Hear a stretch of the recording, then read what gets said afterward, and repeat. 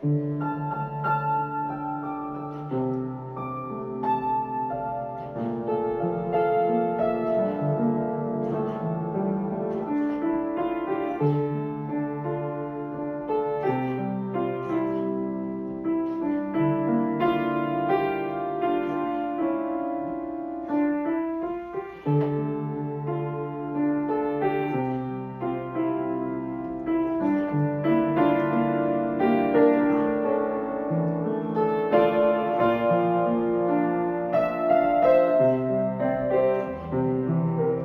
of stable stars and surprises, of light and hope and new life, open our eyes and hearts to your presence in our world.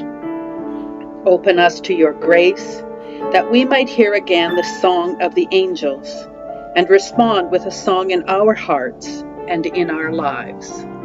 Amen.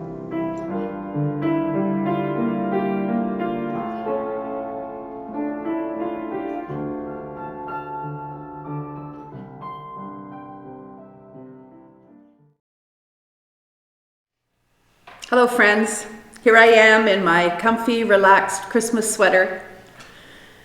It's a few days after the big day, and I'm sure you're relaxing and just kind of enjoying that mellow mood that comes after all the frantic activity of Christmas. I'm here at the church with our nativity scene. You can see it's Mary and Joseph, their trusty donkey in behind. The angels standing guard, and over here the shepherds with their sheep and a goat, one goat. The wise ones have their gifts ready. The camel's taking a rest after such a long trip. It's kind of nice to linger with the story, isn't it? I've been thinking again about the story that we read on Christmas Eve. We read it again on Boxing Day. I want to share it with you now. Just a few verses, familiar verses. When the angels went away from the shepherds, they said to one another, "Let us go over to Bethlehem and see this thing that has happened, which the Lord has made known to us." And so they went with haste. And they found Mary and Joseph and the babe lying in a manger. And when they saw it, they made known the saying which had been told to them concerning this child. And all who heard it wondered at what the shepherds told them. But Mary kept all of these things, pondering them in her heart. And the shepherds returned, glorifying and praising God for all they had heard and seen and all that had been told them.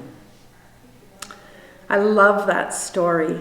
There's so much about that story that speaks of contrast, that the activity, contrast to what we know. It speaks of poverty, it speaks of fear, it speaks of loneliness, it speaks of telling.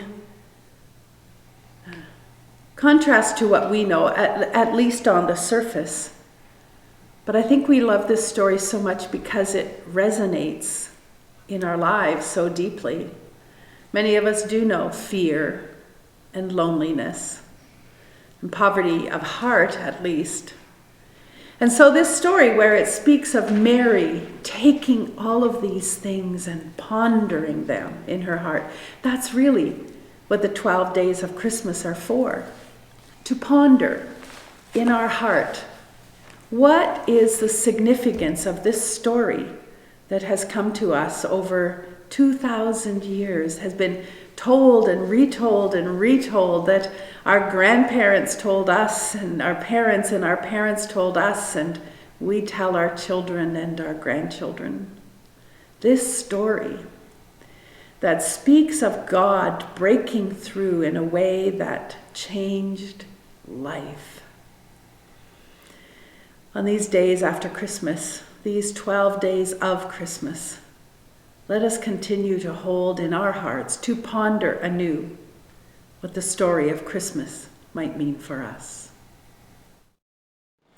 And so here we are beside our Advent wreath for the last week of this year 2021. Our candles are lit, our hope, our peace, our joy, our love. And now from the candle of love, we light our Christ candle, a reminder that yes, indeed, the light shines in the darkness, and the darkness has not overcome it. Christmas blessings to you, dear friends. We're going to sing together now the hymn that we've been singing a verse of each week, and we'll sing it in its entirety. Hope shines as a solitary star.